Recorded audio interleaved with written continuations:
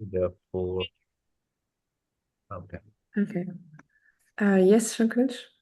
Oh, no, no, it's all good. Uh, so let's wait a few more minutes so that more people can join. Um, and then we'll get started.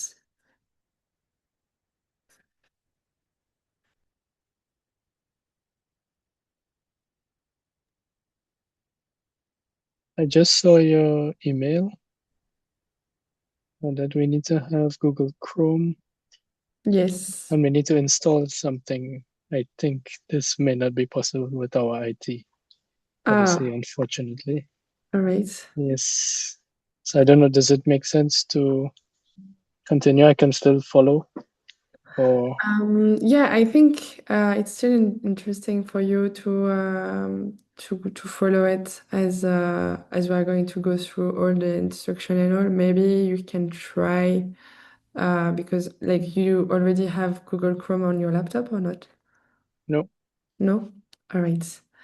Um, Okay, so I think yes, that best is that you follow the process and that maybe if you have another laptop or something like that on which you have already like Chrome, then you will know Hmm. exactly what kind of steps you Okay. have to take. So yeah. Okay, that's fine.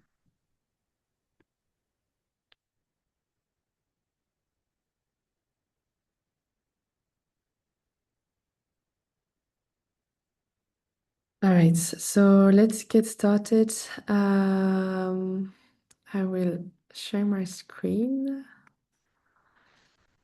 Yep, share here.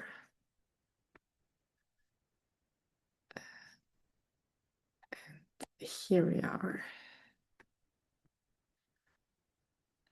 Let's do this slideshow. Um, did that work?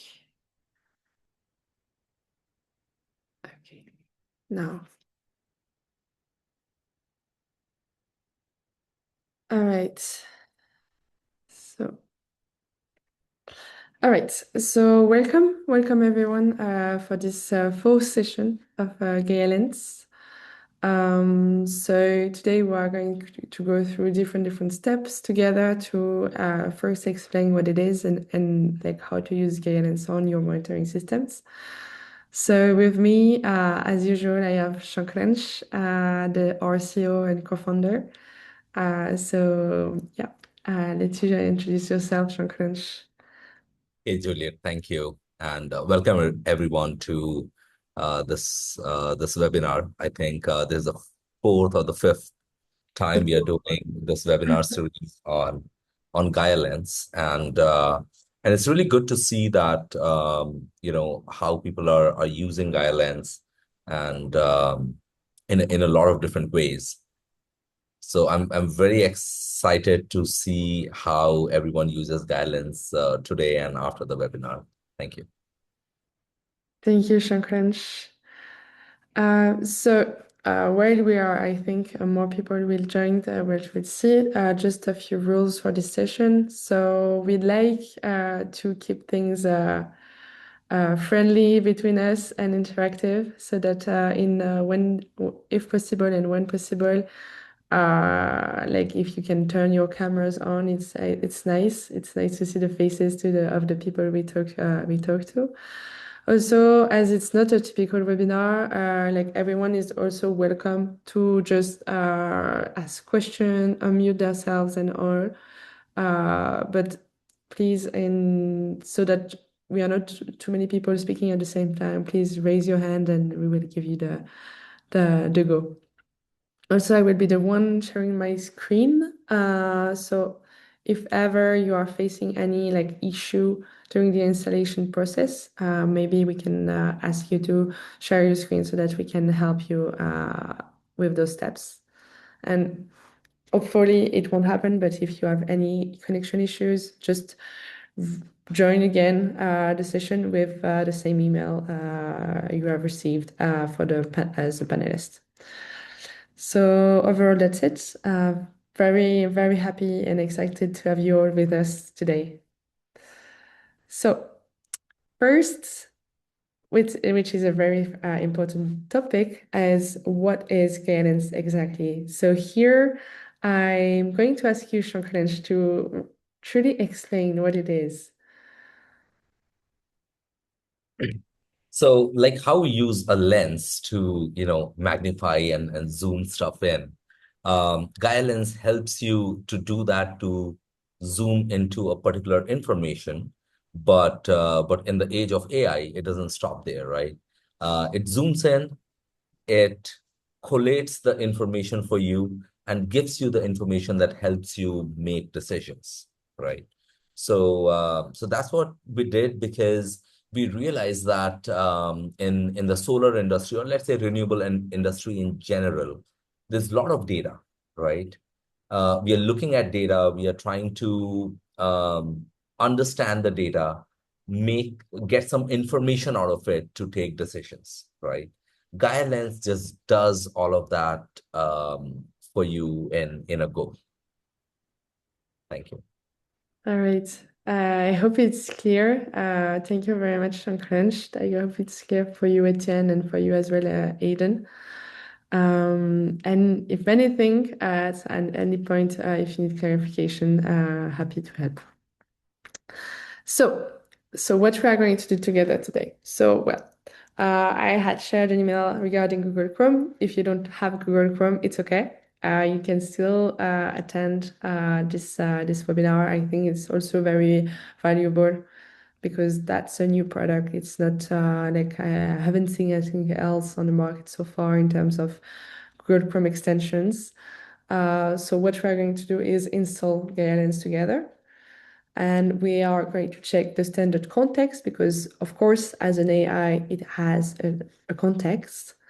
Then I will invite you to open your monitoring platforms, navigate your dashboards, and ask questions to GAIA Lens. And then we will discuss what do you think? How do you think it is valuable? Did it give you proper analysis? What do you think of it? And then we are going to show you how we can adapt the context to what you are actually trying to solve on your end, because the context can be completely modified based on different activities. So now I'm going to change my screen, and we are going to go into Google Chrome directly.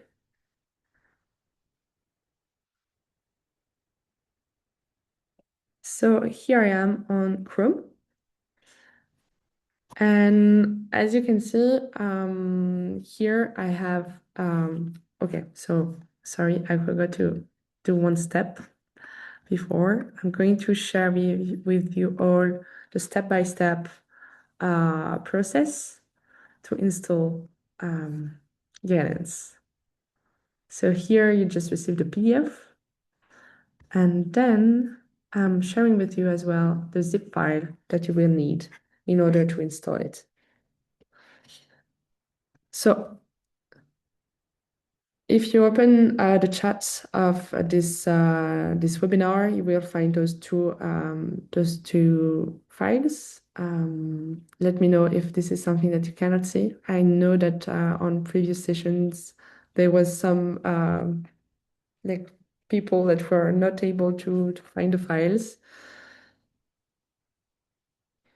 So if you find it, there on the files you have all the process explained. So I'm just going to do all of that live now. So once you have opened Google Chrome, you need to click on the three dots right here. And here from these three dots, you can go into the extension and to manage extensions. Once you click, yep, where did it go? Where did it go? It closed it. Okay. I need to enter it again. Sorry for this. I don't know what happened. Okay. So I'll reshare my screen. Hopefully this time it will work. So I was there on the extension, manage extensions, and then I click, and here I can enter this page where I have all the extensions that are currently working on my Chrome. So I can see that I deleted GAIA Lens just to do the process with you all. So on Chrome, I need to toggle on the developer mode right there so that I can see those three buttons: load unpack, pack extension, and update. For me, the only one that is of interest is the load unpacked that I need to click on. And then from there, I need to select the zip file that I just shared with you on the chat. So here I go into content because I stored it in a specific file. And then because it's a zip, I cannot put the whole zip like this. So I need to unzip it first and then select the whole file. I don't need to pick a specific folder inside the file, a specific file inside the folder, sorry. So I just select it all, and then it appears now on Chrome. So, but it's not the end. I need to add more details. Now that I have it, I need to like put API keys and so on. So that's what we're going to do. I click on details. And then I scroll down and I go into the extension options. From there, it will open another page with the LLM chat endpoint URL. So in order to find this one, it says you can find it on the PDF that I've shared with you on the chat. So on this PDF that I'm going as well to open, you have this URL.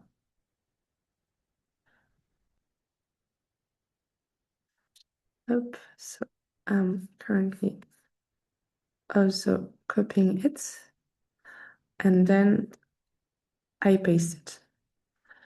And for the user key, the API key is just the same email address that you use to register for this session.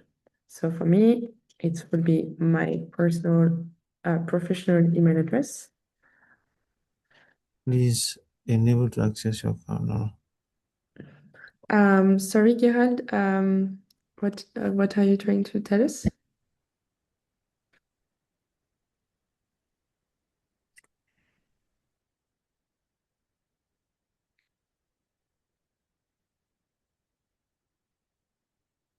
Hello, everyone.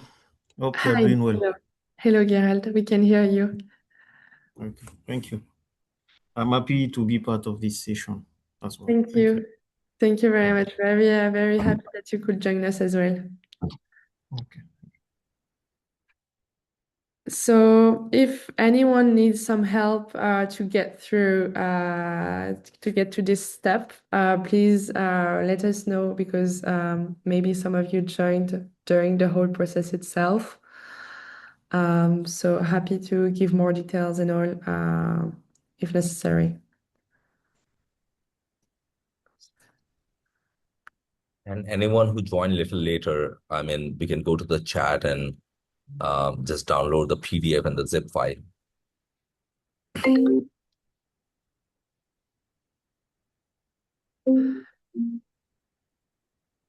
All right. So I will assume that that someone will raise their hand if they need help. So I'm just going to continue forward from here. So once you have entered those URL and your user key, as a reminder, you have to use the same user key for the user key. You have to use the same email address that you used to register for this webinar. So if you use your personal email address, then please use the same. Otherwise, it will be challenging for you to access the tool. If you use your professional, then use the same as well. Once you have done that, you can just save, and then you can just close this page.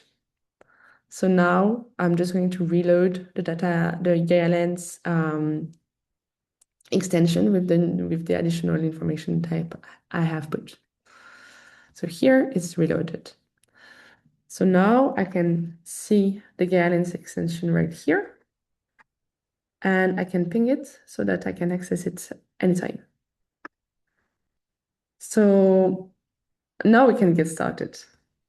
So I'm going to open Smart Atelier Autopilot monitoring platform and again close the whole Chrome. Sorry for this. I don't know what's happening.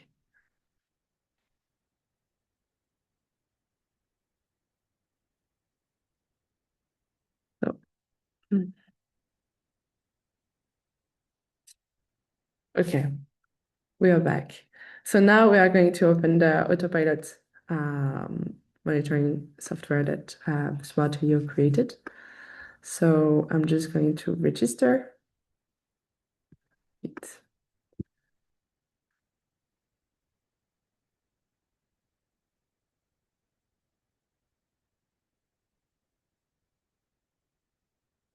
Yep.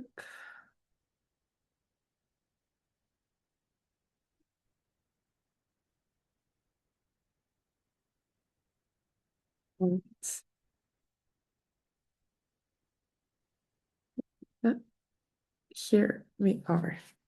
So here, this is our proprietary monitoring software called Autopilot, where this is a demo platform. So I encourage every one of you, if you have like monitoring softwares that you are using to monitor your portfolio, then you can directly open those on Chrome. And because you are using Chrome, then of course, GAIA Lens extension works on those. So that's why it works on VCOM if you are using VCOM, Fusion Solar, Solar Edge, Synaptic, Surya Logics as well, like any kind of monitoring software. So that's why that's one of the very like that's the power of GAIA Lens here. Exactly. And can everyone put on the chat or probably raise their hand if they have already installed GAIA Lens? Because from this point on, like the real fun will start.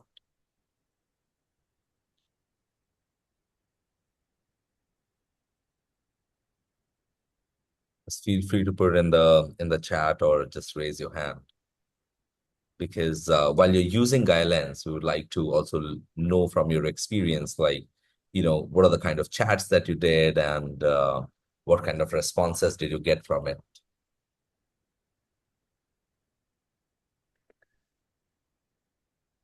Yeah, I see that Thomas from Switzerland joined us as well. Very cool to see you there as well, Thomas. Aiden, I would love to know as well where you are in the process, if you reach the same step as us. Gerald, same. If you can indicate us where you are right now, if you managed to succeed to go through the same steps. Hey, Thomas. I think Aiden said that he hasn't installed the extension yet, but he will watch the presentation. No, thanks. Thanks, Aiden. And just feel free to drop in your questions, whatever you have. Yeah. Okay. Maybe, Juliette, what we can do is, since at least we have GAIA Lens installed, we can ask some questions, show everyone what it is doing and how it is doing. It did not install. I'll watch the presentation. All right, Garrett. Thank you. Thank you. And yeah, even later on, if you guys have any problem installing GAIA Lens, just send us a quick email and we can get on a call with you. I mean, it's a fairly simple process. You just go step by step as written in the PDF and you should be able to. But yeah, I mean, we are here to help. Okay, so right now, it's GAIA Lens is like my personal assistant that's sitting on top of this page. And I can ask GAIA Lens to do anything I want with respect to this page. Yeah. All right. All right, Thomas. we hope we're still audible to you. Yeah. Well, thanks for joining in. Swiss trains are pretty easy, so I hope you're comfortable. All right. So yeah, right now we are here. We can use Gaia Lens two different ways. One is I'm on a page um, that has some solar, BESS, or renewable energy content, and then I can ask anything about the page. The second one is if I want Gaia Lens to focus on a specific section, I can take a screenshot and feed that to Gaia Lens, and we'll kind of like see both workflows. How Gaia Lens is gonna work is it understands the natural language, but it has some context behind it. Yeah. It's like, a new employee joins our office. It's an experienced employee working in the solar space, but then we need to tell them some, details about our company, how we work, and the kind of SOPs one needs to follow, right? So that this new employee, who is an experienced employee, works according to how that particular company or your particular company works, right? So that's why it's very important to set context so that we have certain guardrails under which the agent is acting, is doing what we are asking it to do. And second is that it has more context of what it is looking on the page. Yeah. So the context that we have set is that, look, everything that you're going to see is going to come from solar PV or BESS domain. Yeah. So it knows that, okay, it's not like uh, uh, a random, like, novel or a story book that I'm going to read. It knows the context. And then we told that what are the skills that you have, right? And we kind of laid down those skills, and we said that, okay, how do I want you to prioritize something, right? So we gave SOPs in detail. Yeah. So Juliette, if you just scroll through the context, just so everyone can see how long that context is. And this is very important. It's like, when you do orientation of a new employee at work, right? You don't expect someone to just come in and start performing, right? So this is kind of the context setting is like the orientation of that employee that we are doing here, right? And this is where anyone can build agents nowadays. It's simple. But to be able to set context, that's number one. And number two is, it's a small toggle button at the bottom, but this is the most important, that it has some knowledge base. It understands solar the way a human would understand. Yeah. So we have seen, and while now you guys have Gaia Lens, so you can play with it. When you ask the same question, keeping the toggle off, it still gives you the reply, but not as crisp as when it has a knowledge base of solar behind it. Yeah. So context setting and having the knowledge base is extremely important when you build an AI agent, for it not to hallucinate and for it to be more efficient. Yeah. All right. So so we go back and right now we are on Autopilot, which is our predictive analytics software. We are on a demo platform where we have some plans and some details about it. Let's just go ahead and Juliette, let's ask any question. I know in previous webinars I've been asking questions, but let's see what do you want to know? If you have, like, you are asking me, or are you asking other people? Yeah. I mean, let's ask any question. I mean, typically what I would ask is, summarize this page for me. Yeah.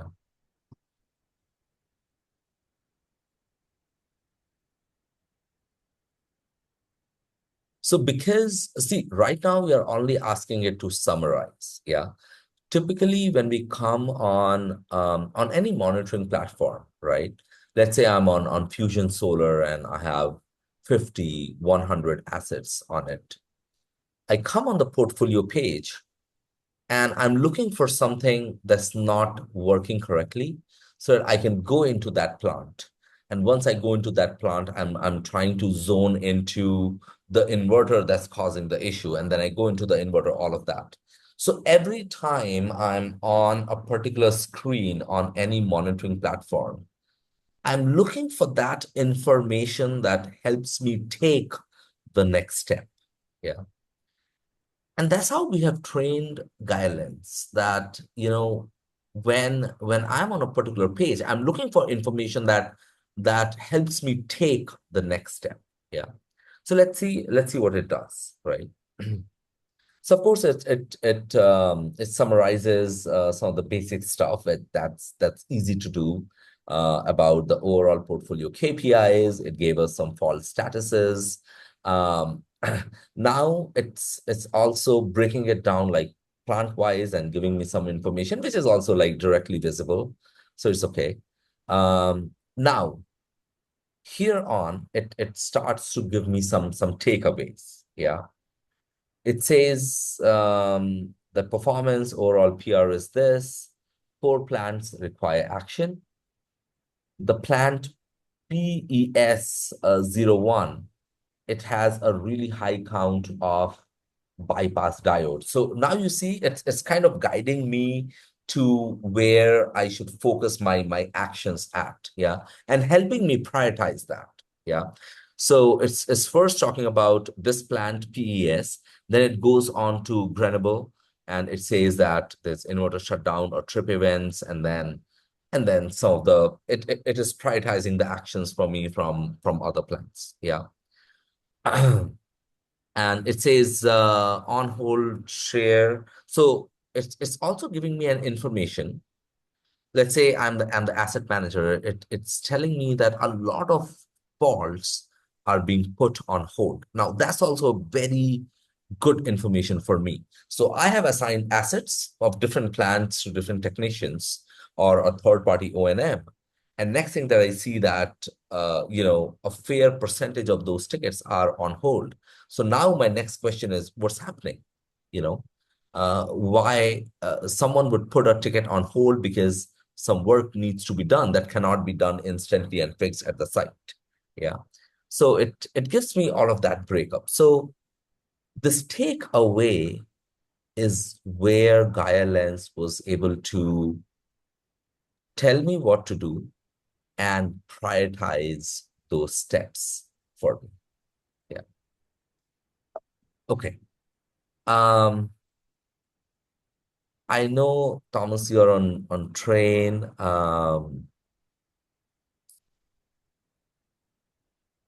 And then, yeah, please go ahead. Sorry, it's, I know my name is tough, but yours is not easy as well. How do you pronounce your name? Etienne. Etienne. Okay, all right, Etienne. Yes. No, thanks for this initial question. I just was curious. So, for example, in the notable takeaways where it identifies the count of bypass diode burnt, does this come already from your monitoring platform? Is there a trigger that identifies this issue, or is it something that comes from a maintenance report or a ticket that is in here? Right. So on autopilot, if you could, Juliette, make the GAIA screen a little smaller. Perfect. So you see the faults column. What it does here, it indicates the top 3 issues causing maximum losses in a plant, and then it gives a count of the issues. So for example, in the PES 01 bypass diode, so there are 103 instances where a bypass diode was so that's where it's collecting that information. But so that information needs to be manually input by someone before. No, Uh, no, no. no. So how autopilot works is that's our base offering. So it looks at your data and it detects and predicts those faults by itself. Okay. Yeah. So So this there are is models a running behind it. prediction of a burnt bypass there, because this, to No, me this so is it a does very both. specific Yeah, so it does both like detection as well as prediction. So this one is detected that it has already happened in a Okay. plant. Yeah. Okay. Thank you. Yeah. Yeah. So probably the signature that it's looking at is, if a bypass diode is burned, I'm constantly losing, a partial voltage in that string. Yeah. So it's looking for that and then classifying it as bypass diode going out. Okay. Perfect. No, thanks, Adrian. All right. So it looks like at least few of the folks who are attending are not able to use GAIA Lens currently, but that's okay. At least you would know how to use it.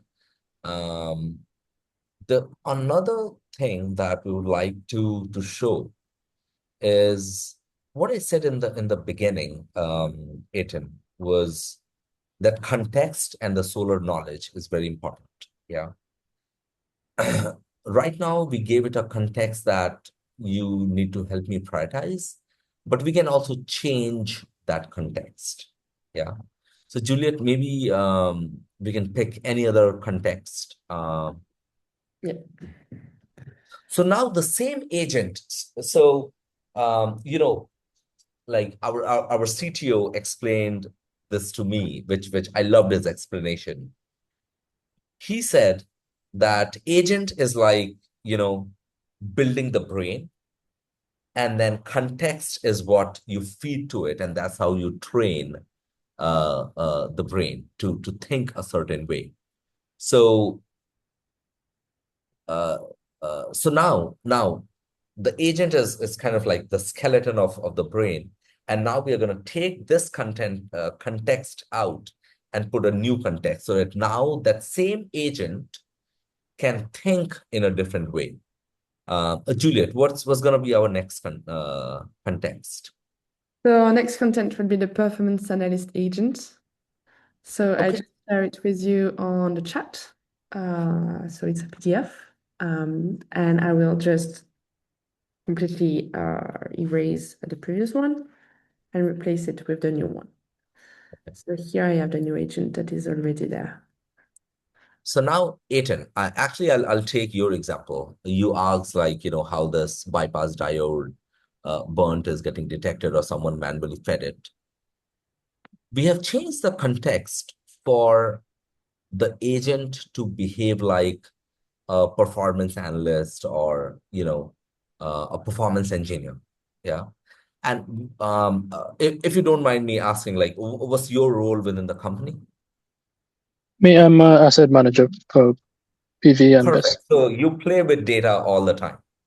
Yeah. Yes, too much. What we'll do is, Juliet, let's update this. Yeah. So right now, what I've done is I've asked it to look at the data and make some interpretations based on physics. Okay. So let's go to that PES01 and let's open a bypass diode. Let's add a filter. Yeah, a false name. Yep, right there. Fourth one from the top. Ah, yeah, sorry, I had missed it. Let's open any one of that. Yeah. And Juliet, can we try taking a screenshot of this? Yes, absolutely. So right now, Aiton, what we are looking at is DC current and voltage. Please also open up the metadata. Wait. So you have module level data. This has an optimizer on this module then. No. So what's happening is you can give us data at any level. Yeah. Okay. At that level, the inverter would identify that, let's say you give me a string level data. Yeah. Yeah. So we can identify that in that string, some module has bypass diode issue. Yeah. Okay. So at this point, I think leave it unnormalized. Don't normalize it. It's Okay. okay. Okay, so I go back. No, it's okay. It's okay. It's okay. No. Keep it normalized, whatever way you want it to. Because actually, the agent wouldn't get the normalization context. Yeah. So keep it not normalized. It's okay. And, yeah. So right now, what we are looking at is the DC current and voltage of two MPPTs within the same plant, yeah, but of different inverters. And we have the configuration of those MPPTs, like the one where a fault is detected. It has one string and it has certain number of modules per string. The other one, which is behaving normally, which our system has classified as the best input, there are two strings with 27 modules each. Yeah. Now we are going to feed this screenshot and ask, is there any problem that it's detecting? Yeah, is there any problem, let's say, in inverter 206?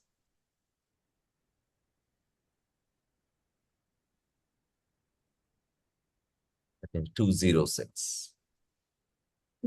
Yeah, yeah. Let's send to Gaia.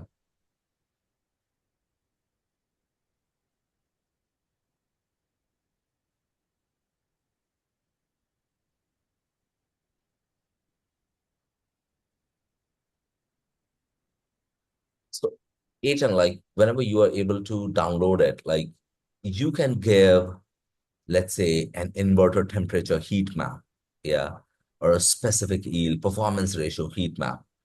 You can go to your alerts section, yeah, and on that page, you can just ask, what's the relevant alert and prioritize it for me, yeah. So it will help you do all of that, yeah. What kind of like monitoring platform are you using?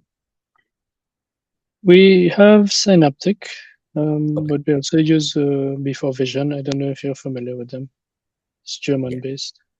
Yeah. Synaptic, I think it's pretty advanced itself. I know. I believe that they also launched some AI tool.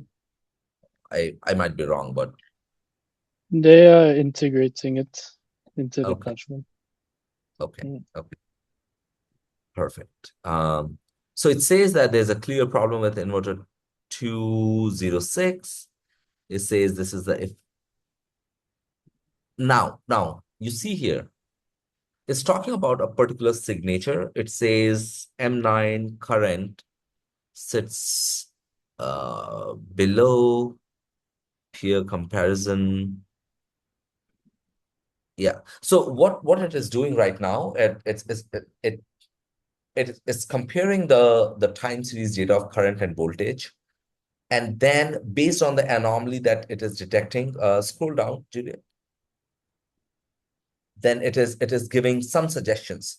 So it not only detected that some bypass diode could be an issue because of string voltage, you saw that the current was very abrupt. Yeah. So it's also detecting that based on the current, there could be a possible disconnected string. Somewhere it also found that the inverter tripped. It's also saying that the current can have this abnormal behavior because the MPPT might be malfunctioning and it's not tracking the maximum power. Yeah.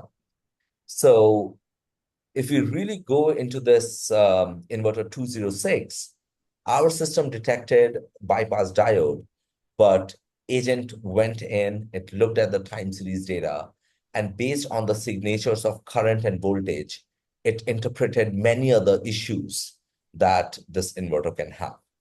this particular MPPT.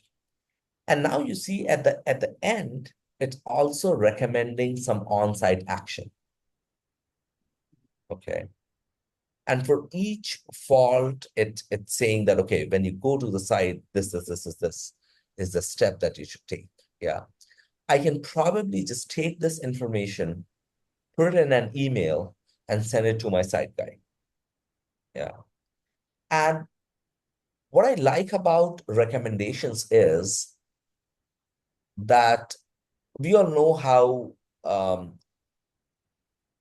site technicians or a third-party engineer is. Today, there's a person X that goes to the site. A month later, person Y or Z would go to the site. Yeah.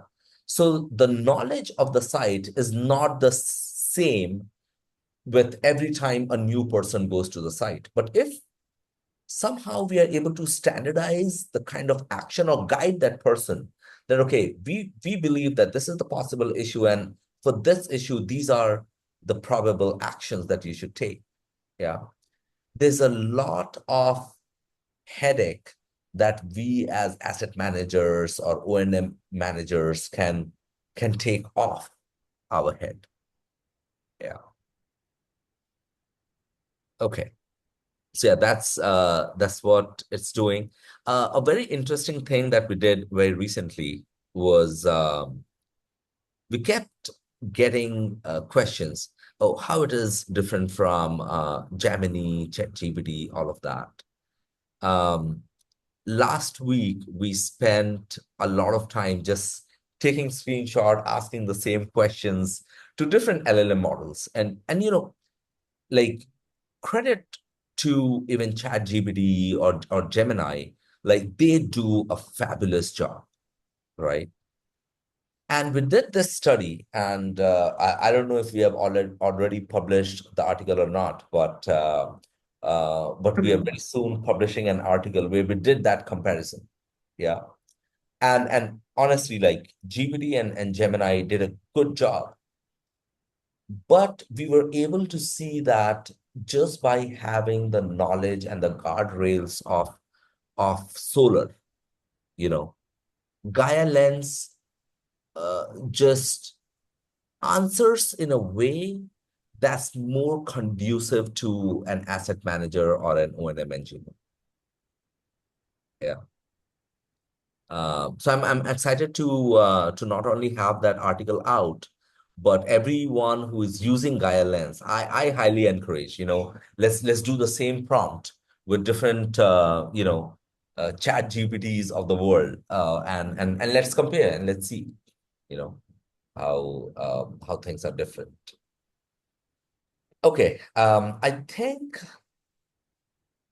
that's about everything that we wanted to cover in this webinar, Juliette, unless I'm missing anything. No, I think it's pretty all. I think maybe also something that I wanted to show you all is that, like, here we went into one specific fault, which was the bypass diode, but you can also like do so many more things, like prioritizing faults based on severity.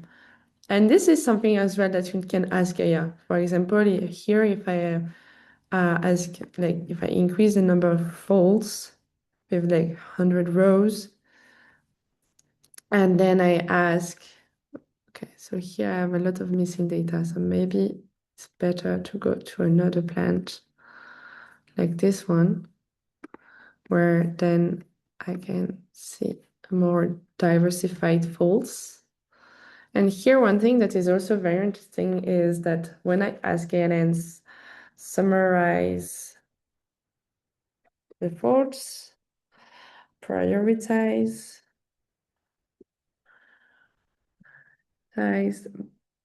and explain why you prioritized it the way you did. So I can just send it like this, and it will go through all the 100 rows, even though I cannot see them myself on my screen, because I would need a much bigger screen. But it's going through the whole URL of the page. So it's capable of seeing every row and also the inverter status and so on. So now it's like it's also like giving very bit wider feedback, like from what we have seen just now with the bypass diode burn, where it's giving very tangible as well feedback on okay what you should tackle first, where you should send your O&M team based on the severity of the faults. So I think this is something that is very valuable as well for asset managers and all because you are receiving so many faults as well, so many alerts as well. So let's see. So there is quite a lot of rows to go through. So it's maybe not as quick as it was for the bypass diode.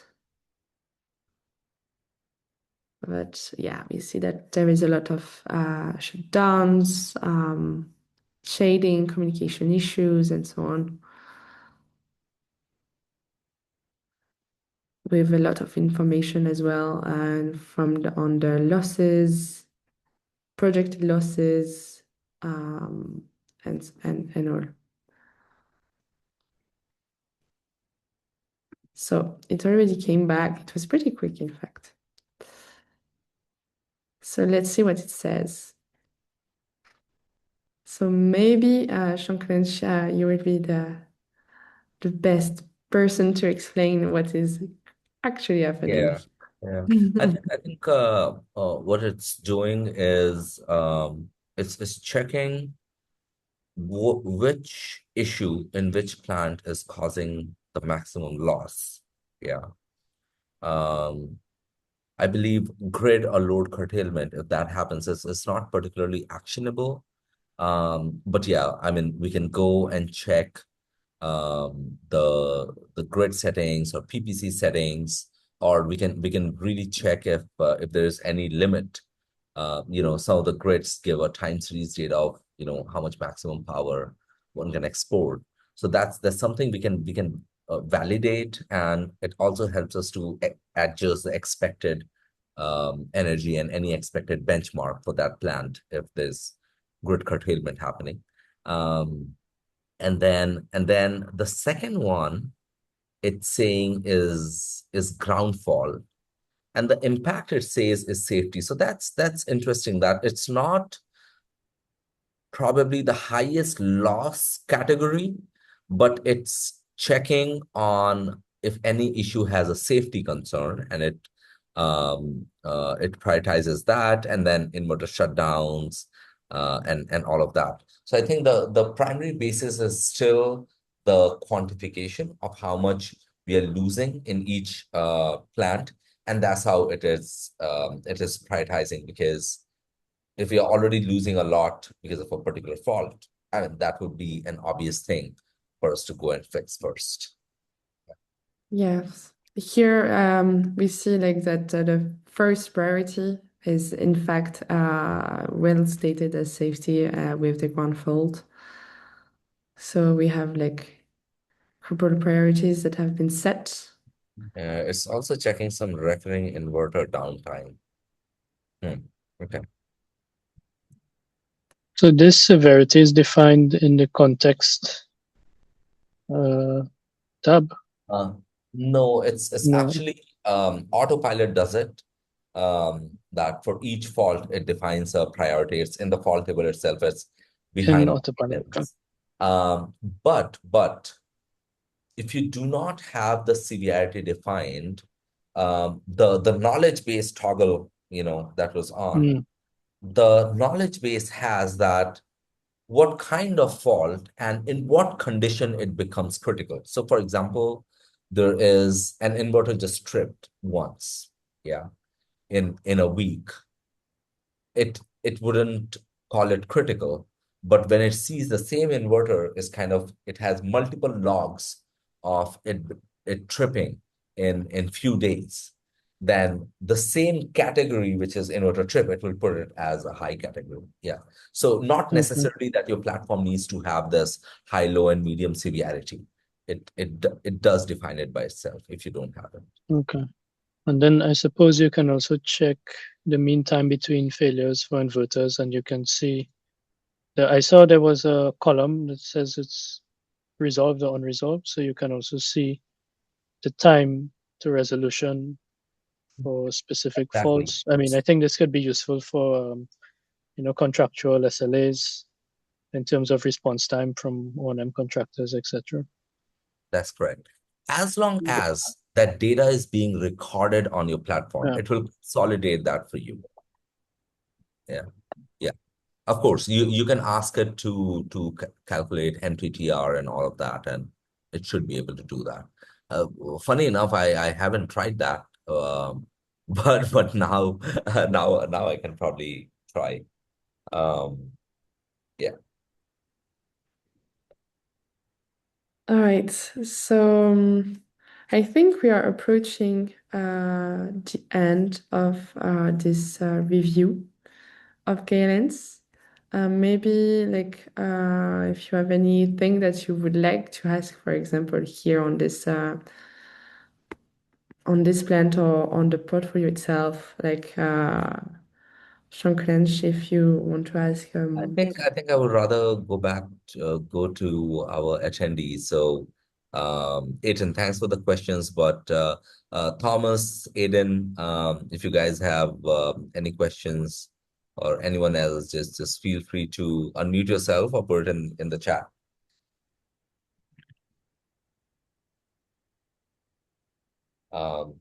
Another quick thing that I'd like to update is um, please do download the files that we shared in the chat, because you can also share these with your colleagues, right? The only catch is, I think, Juliette, if there's a new email, it got to be registered with us to access GAIA Lens, right? Yes. And how can someone do that? For example, if Aidan or Aiden has to pass it on to their colleagues, how do they do that? So let me share it with you. That's a good question. So here is the link to request the access Yeah. to And the meanwhile, Aiden, I can answer your question. So the LLM which is powering Gaia is still ChatGPT. I think one of its latest releases. But that is hosted on our AWS servers, which is hosted in Frankfurt. Yeah. So AWS just takes care of all the security that needs to go around that. Um, Another thing is GAIA Lens itself is also Google Play Store approved, so they have done all the checks and balances themselves. Yeah,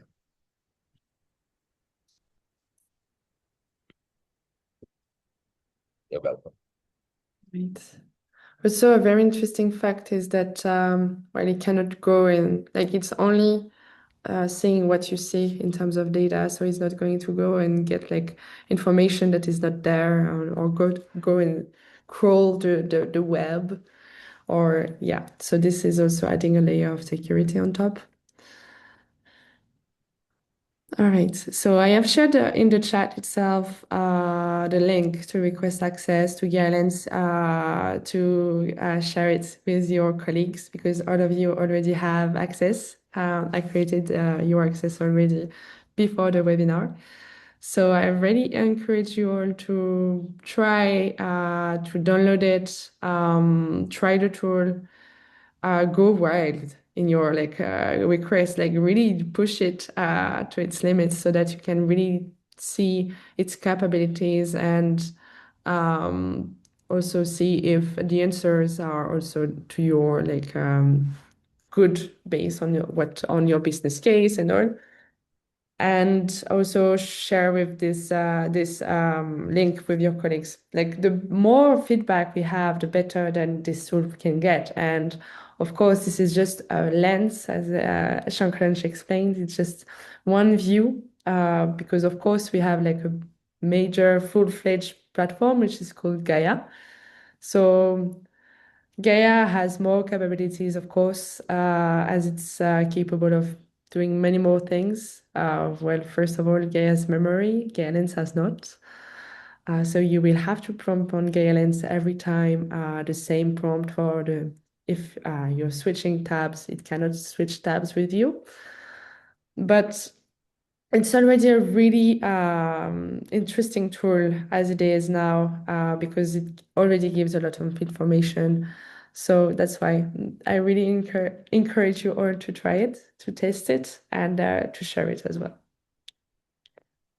And happy to reply to any email if you have like feedback, or if you are struggling to install it, or like during the testing process that you are conducting. If you have anything that you want to share, like you can already contact me. I shared you all an email already, so you have my email address. All right, so thank you everyone for attending this fourth session. Thank you all for your questions and for your feedback and all. And happy to get you started as well on GAIA Lens. Thank you very much. This was very, very interesting. Thank you, Thank you. Etienne. Thank you, Etienne. All All right. right.